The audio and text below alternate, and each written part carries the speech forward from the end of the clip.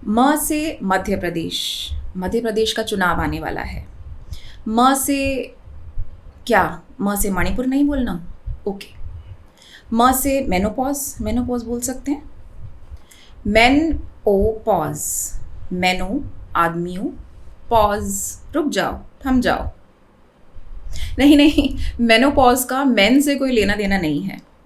इसका मतलब है स्त्रियों में माहवारी का अंत होना। लेकिन ये मेन वाला जो अर्थ मैंने अभी अभी शुरू में निकाला है वो उतना मीनिंगलेस नहीं है, बल्कि कहना चाहिए कि लगभग यूनिवर्सल है। कैसे? बताती हूँ। मेनोपॉज वाली तेज़ तरार महिलाओं के किस्से बताती हूँ। फ़लस्तीनी महिलाओं से जुड़े कुछ मज़ेदार किस्से सुनाती हूँ। हमास की सच्चाई सब बताती हूँ। एक किताब भी है मेरे हाथ में, इसमें क्या है वह भी बताती हूँ। पॉज, थमिए थोड़ा। एक फ़िलिस्तीनी महिला से किसी ने पूछा मेनोपॉज क्या है। उसने कहा मेनोपॉज की सबसे अच्छी बात है कि there is no more sex.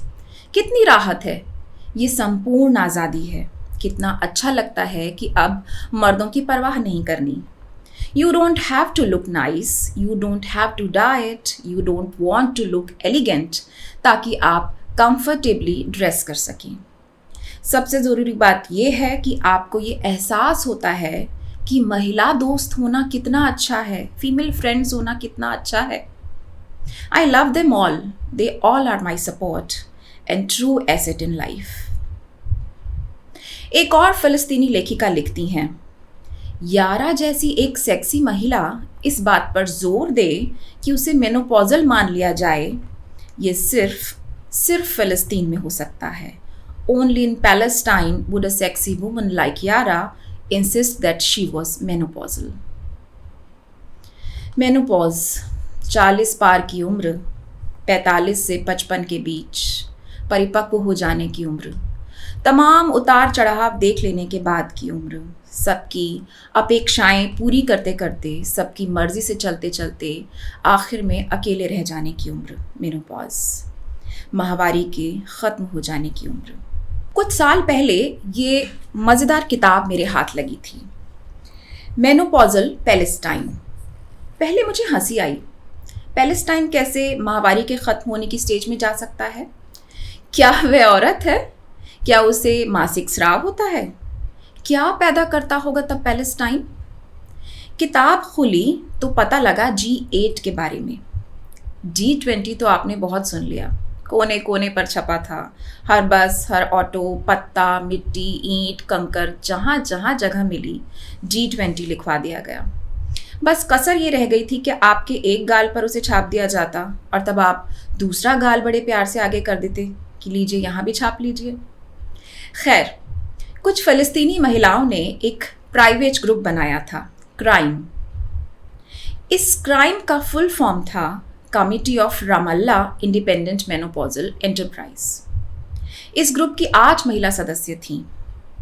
Blue blooded फ़लस्तीनी रीम, एक पर्पल ब्लडेड फ़लस्तीनी आइडा जिसकी माँ जॉर्डन की थी, एक सुआद अमीरी जो इस किताब की लेखिका भी हैं, उनकी माँ सीरियाई थी, 2 प्योर अरब इजिप्शियन ओला और मोरक्कन जमीला, एक पिंक ब्लडेड अरब माइनॉरिटी फ्लोरा, 2 विदेशी जिनमें एक थी ग्रीक आर्मीनियाई वारदा, एक अमेरिकन एन। ऐसी ही थी फ़िलिस्तीन की ये सोसाइटी, बल्कि पूरी फ़िलिस्तीन की सोसाइटी मल्टी कल्चरल, और औरतें इसी तरह एक दूसरे के साथ खड़ी हुई थीं।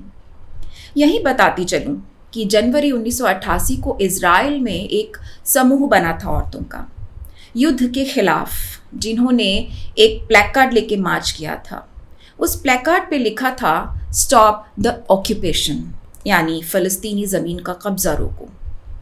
इस समूह में इज़राइली, यहूदी और फ़िलिस्तीनी सभी महिलाएं थीं। जन और ज़मीन, कितनी समानता है दोनों में। दोनों पर कब्जा करने की ही कोशिशें होती रहती हैं इतिहास में। दोनों का इतिहास लूट खसोट और खून से लथपथ है। ये ज़मीन औरतों को चाहिए थी कि वो इस पर अपने बच्चों को पाल सकें, आने वाली नस्लों को बड़ा कर सकें, इंसान की तरह। लेकिन मर्दों ने इसे खून और अपनी लालसा से बंजर कर दिया। मुनीर नियाजी की ये पंक्तियां याद आती हैं। शहर का तब्दील होना, शाद रहना और उदास, रौनकें जितनी यहाँ हैं औरतों के दम से हैं। इतिहास अगर औरतें लिखती होती तो मर्दों को पता लगता कि शांति से कीमती कुछ भी नहीं है। तो वापस आते हैं क्राइम यानी G8 पर। तो इस ग्रुप 8 में 8 महिलाएं थीं। रुकिए, थी तो 9, लेकिन ये लोग काउंट सिर्फ 8 करती थीं क्योंकि 9वीं इजरायली थी। और मजाक में कहती भी थीं ये लोग कि जैसे इजरायली फिलिस्तीनियों का अस्तित्व नहीं मानते तो बदले में हमने भी इजरायलियों को काउंट नहीं किया। लेकिन अपने क्राइम समूह में हम इस ब्लडी इजरायली को ज़रूर रूथ ब्लांक को शामिल करते हैं। इस किताब की लेखिका का व्यंग यहीं ख़त्म नहीं होता। आगे लिखती हैं, आखिर कोई भी इंटरनेशनल क्राइम किसी इजरायली के बिना कैसे संभव हो सकता था। तो रूथ ब्लांक हमारे ग्रुप का हिस्सा थी। एक इटालियन लुइजा मॉर्गेटिनी भी इस ग्रुप की सपोर्टर थी। और ये जो इजरायली थी रूथ ब्लांक, ये कहती थी कि फ़लस्तीनियों को सपोर्ट करने के लिए लुइजा को 3 बार क्राइम सदस्यता की उम्र कैद मिलनी चाहिए। ये अपने जेंडर के भयों से थोड़ा मुक्त, थोड़ा बिंदास, परिपक्व और मसखरी औरतें थीं। ग्रुप में ऐसी महिलाएं भी शामिल थीं जो अभी मेनोपॉज की उम्र से दूर थीं, लेकिन ये ग्रुप एक राहत था। लेकिन ये ग्रुप सिर्फ सेक्सुअल लाइफ से रिटायर्ड महिलाओं का मस्खरा ग्रुप नहीं था। सिर्फ इसमें शामिल ज़्यादातर औरतें खुद या उनके पिता PLO के सक्रिय सदस्य रहे। PLO पैलेस्टीनियन लिबरेशन ऑर्गेनाइजेशन, उसके सदस्य रहे थे। और इनमें से किसी का बचपन गरीबी में बीता था और किसी का बचपन परिवार के भीतर पॉलिटिकल टेंशन्स के घुस आने में बीता था। और युवा होते होते उन्होंने या तो पिता की गिरफ्तारी देखी या खुद गिरफ्तार हुई। अलग अलग चैप्टर्स में वो अपनी फ़लस्तीन में बड़े होने की कहानियाँ कहती हैं। लेकिन सबसे ज़रूरी है इसका आखिरी चैप्टर, जहाँ सभी मिलकर हमास और इज़राइल पर चर्चा कर रही हैं। ये उस फ़लस्तीन में बड़ी हुई हैं जो बहुत हद तक सेक्युलर था, फतह के गवर्नेंस में। फतह PLO ही है जिसके फाउंडर मेंबर रहे यासिर अराफात। हमास का उभार फ़लस्तीन में कट्टरपंथी समूह का उभार था, जिसके पक्ष में भी माया जैसे कुछ लोग तर्क देने लगते हैं। ठीक उसी समय जब माया इसके पक्ष में तर्क दे रही है हमास के, फादिया कहती है, मुझे उम्मीद है कि तुम हमास को हमारे रक्षक की तरह नहीं देख रही हो।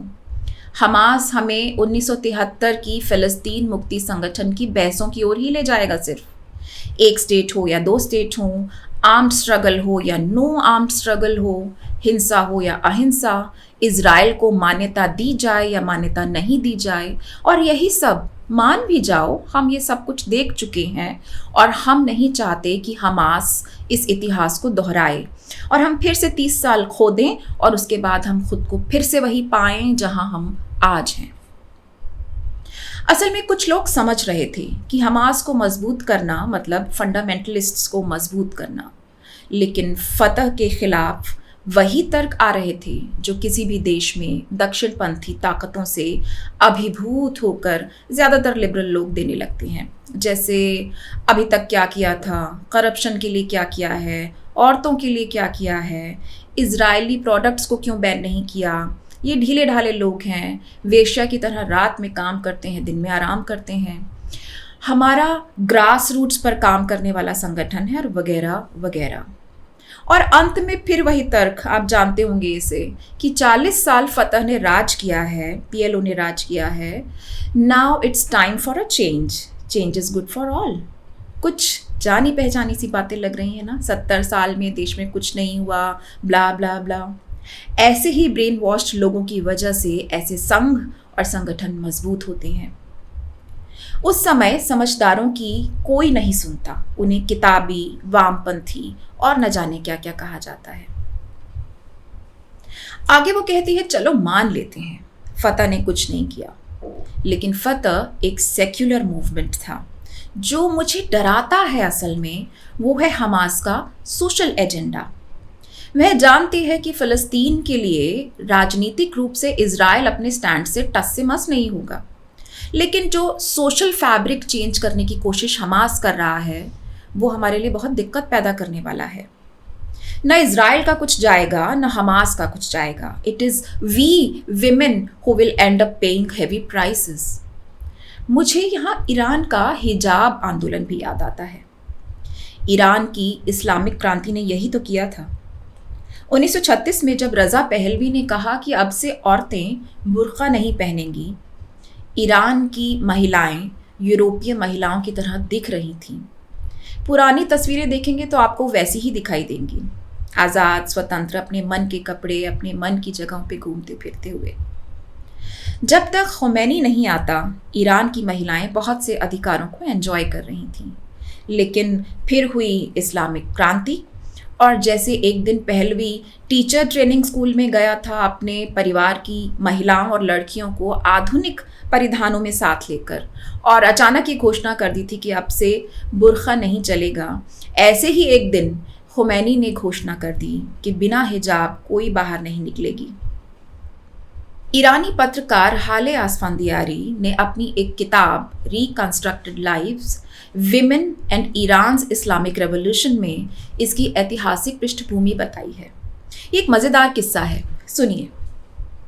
आयतुल्लाह ख़ुमैनी ने 8 मार्च 1979 को, 8 मार्च अंतर्राष्ट्रीय महिला दिवस, उस दिन ये घोषणा की कि सरकारी दफ्तरों में काम करने वाली औरतें अब से हिजाब पहनेंगी या इस्लामी ड्रेस। हजारों मध्यवर्गीय और कामकाजी महिलाएं विरोध स्वरूप प्रधानमंत्री के दफ्तर पर एकत्र हुईं। बाद में विभिन्न सरकारी दफ्तरों पर ऐसे प्रोटेस्ट अगले 3 दिन तक चलते रहे। इन विरोधों से हतप्रभ होके बजरगन ने अपने डिप्टी अब्बास अमीर इंतज़ाम को भेजा, महिलाओं को ये आश्वासन देने के लिए कि हिजाब सिविल कर्मचारियों के लिए ऐच्छिक होगा, न कि अनिवार्य। लेकिन बजरगन को गलत साबित होना था। पता चला कि हिजाब न सिर्फ सरकारी कर्मचारियों को बल्कि हर औरत के लिए वो पहनना ज़रूरी है। न सिर्फ दफ्तरों में बल्कि हर सार्वजनिक स्थान पर उसे पहनना ज़रूरी था। हालांकि महिलाओं ने बहुत साहस दिखाया, दुर्लभ किस्म का। कुछ लोगों ने ख़ुमैनी के जारी किए गए आदेश के खिलाफ असहमति जताने के लिए अपनी आवाज़ उठाई। ये जल्दी ही स्पष्ट हो गया कि इस ड्रेस आदेश का विरोध बर्दाश्त नहीं किया जाएगा। उसी दिन 8 मार्च को जब महिलाओं की विरोध रैली की खबर फैली, क्लब चलाने वाले मुश्तंडे और ठगों ने प्रदर्शनकारियों पर हमला कर दिया और उन्हें पीटा। चादर वाली महिलाओं को प्रदर्शनकारी महिलाओं का मजाक उड़ाने के लिए और उन्हें वेश्याएं, यूरोपियन गुड़िया और कठपुतलियां कहकर पुकारने के लिए लामबंद किया गया था। अगले दिन के अखबारों ने इस पर स्टोरी करते हुए प्रदर्शनकारियों को राजशाही प्रवृत्ति की डॉल्स कहा। ईरान में पिछले कई सालों से हिजाब के विरोध में महिलाएं आंदोलन कर रही हैं, मॉरल पुलिसिंग के खिलाफ खड़ी हो रही हैं, सोशल मीडिया पे एक कैंपेन चला रही हैं। और आप जानते ही होंगे कि हाल ही में नोबेल पीस प्राइज़ भी एक ईरानी महिला को मिला है, नरगिस मोहम्मदी को, जो अभी भी इन्हीं सब आंदोलनों की वजह से जेल में है। तो इस्लामिक क्रांति का नतीजा ये हुआ कि स्त्रियां जितनी भी आज़ाद हुई थीं वो सब उलट पलट गया। इस क्रांति में स्त्रियों ने ज़ोर शोर से भाग लिया था, लेकिन वो नहीं जानती थीं कि राजशाही के विरोध के अति उत्साह में उनको क्या खोना पड़ेगा। क्रांति से सड़कों पर औरतों की भीड़ उतर आई थी जो सोचती थी कि इस्लामिक गणतंत्र उन्हें बराबरी देगा। लेकिन क्रांति में उन्मत्त होकर किसी ने इस बात की तरफ ध्यान ही नहीं दिया कि आयतुल्लाह ख़ुमैनी पेरिस में क्या कह रहा था। वह कह रहा था कि स्त्रियों की समाज में भूमिका होगी, लेकिन इस्लामिक ढांचे के भीतर रहकर। और किसी ने उन दिनों ये नहीं पूछा कि इस्लामिक संरचना क्या है।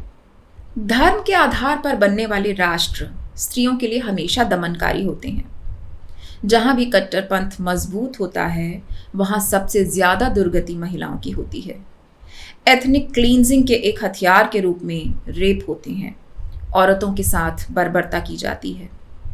इज़राइल हमास युद्ध में भी जो सबसे शुरुआती तस्वीर विचलित करने वाली आई थी, याद होगा आपको, वो एक महिला की ही थी जिसकी लगभग नग्न देह पर पांव रखे एक हमास सैनिक उसे गाड़ी में घुमा रहा है। कुछ पुरुष उस पर थूक भी रहे हैं। बाद में ये खबरें भी आईं कि वो महिला इजरायल ही नहीं थी, बल्कि छुट्टियां मनाने इजरायल आई थी और मृत नहीं है, अभी जिंदा है। कितनी समानता है जमीन और जन में। लेकिन उस महिला की इंटरनेट पर तैरती तस्वीर और वीडियो देखकर आपको मणिपुर याद नहीं आया? मणिपुर याद नहीं आया आपको? मणिपुर आपको याद नहीं आया? उस महिला की इंटरनेट पर तैरती तस्वीरों को देखकर, वीडियो को देखकर आपको मणिपुर याद नहीं आया? 3 मई 2023 को मणिपुर में 2 कुकी महिलाओं को निर्वस्त्र करके मैतेई पुरुषों की भीड़ सड़क पर घुमा रही थी और मर्द उसके यौनांगों से खेल रहे थे जैसे वह कोई जीती हुई वस्तु हो। उसका सामूहिक रेप किया गया, इंटरनेट काट दिया गया मणिपुर का, नरसंहार चलता रहा, अशांति रही, दोनों ओर पीड़ा और त्रास रहा, लेकिन सरकार के कान पर जूं नहीं रेंगी। ये घटना लगभग 80 दिन बाद बाहर आई और मज़ेदार है कि इजराइल पर हमास हमले की कुछ ही घंटों में निंदा करने वाले हमारे माननीय प्रधानमंत्री जी को 80-90 दिन तक मणिपुर पर बोलना ज़रूरी नहीं लगा। बोला भी तो गिनकर 36 सेकंड। उसके बाद भी आज तक मणिपुर में पूर्ण शांति स्थापित नहीं हुई है। न किसी का इस्तीफा हुआ, न मिलिट्री शासन लगा। कहने को हम लोकतंत्र हैं। इजराइल से, गाज़ा से आती बच्चों की तस्वीरें दिल तोड़ने वाली हैं, लेकिन क्या मणिपुर में मारे गए जवान लड़के, बलात्कृत लड़कियां, स्कूल की जगह शरणार्थी शिविरों में पड़े रोते बिसूरते बच्चों की शक्ल हमारे गोदी मीडिया को नहीं पिघलाती? क्या ही मज़ेदार है कि जिन पत्रकारों को मणिपुर जाने की इजाज़त नहीं मिली, उन्हें झटपट इजराइल का वीज़ा मिल गया।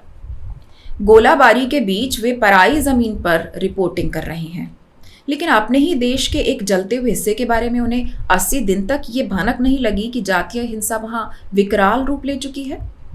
क्या गाज़ा और इजराइल से भी गया बीता है मणिपुर कि भारतीय मीडिया उसके बारे में बात करने से कतरा रहा है? क्या वहाँ इंसान नहीं बसते? क्या वहाँ की औरतें नहीं हैं, बच्चे नहीं हैं, इसलिए कि अल्पसंख्यक समुदाय से हैं? जिन्हें शर्म आनी चाहिए थी मणिपुर पर अपनी चुप्पी और अपनी बेरुखी को लेकर, वे एक चैनल का मंच और माइक लेके भारत को इजराइल से राष्ट्रवाद सीखने की शिक्षा दे रहे हैं। जानना चाहते हैं क्या है इजरायली राष्ट्रवाद? फिलिस्तीनियों को दोयम दर्जे का नागरिक मानना। पूर्वी यरूशलेम में फिलिस्तीनी का दर्जा घटाकर स्थायी निवासियों का रह गया है, जिन्हें लगातार साबित करना पड़ता है कि वे उसी शहर के रहने वाले हैं। जिन फिलिस्तीनियों के पास इजराइल की नागरिकता है, उन्हें राष्ट्रीयता का अधिकार नहीं है। इसका मतलब ये है कि वे निचले दर्जे के सामाजिक सेवाओं को ही प्राप्त कर सकते हैं और वे प्रतिबंधक क्षेत्रीकरण कानूनों का सामना करते हैं। स्वतंत्र रूप से ज़मीन खरीदने में खुद को असमर्थ पाते हैं। जिन लोगों को लेबनान, सीरिया और जॉर्डन में शरणार्थी शिविरों में निर्वासित किया गया है, उनसे मातृभूमि का अधिकार स्थायी रूप से छीना जा चुका है। और संयुक्त राष्ट्र 2017 की रिपोर्ट के मुताबिक इजराइल नस्ल भेद पर आधारित एक अपार्थीड रिजीम कायम कर चुका है, जो फ़लस्तीनियों पर प्रभुत्व स्थापित करती है।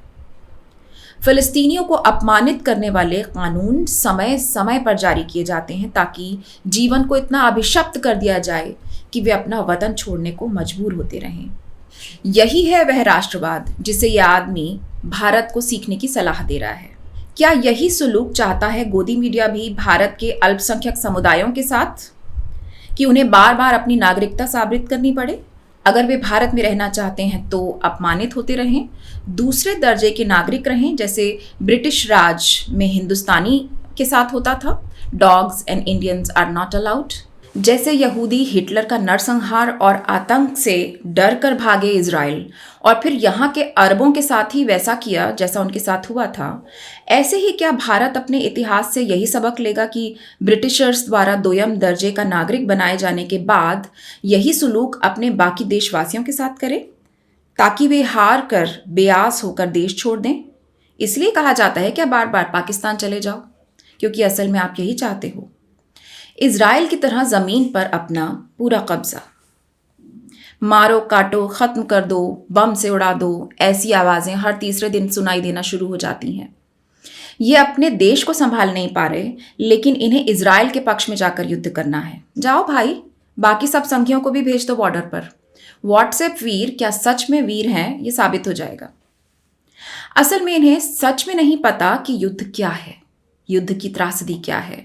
पूरे यूरोप ने 2 बड़े महायुद्ध झेले हैं और वहाँ की पीढ़ियाँ लंबे समय तक अस्तित्व के संकट से जूझती रहीं, मानसिक समस्याओं से जूझती रहीं।